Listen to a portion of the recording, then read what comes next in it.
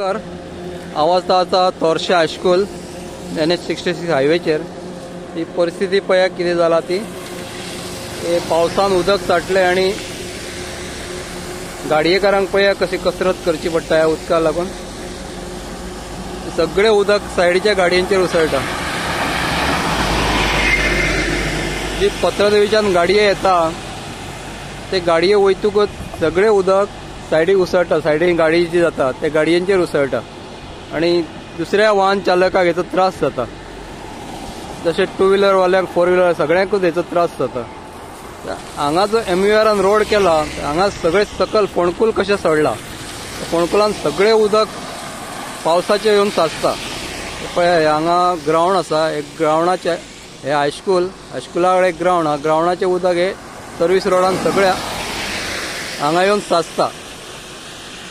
हांगा कांयच पर्याय तेंच्यांनी दवरूंक ना उदक वचपाक। सगळे उदक हांगा साचता। एखादे फोणकूल सुद्दां आसल्या खंयच्या गाडीकाराक कळचें ना।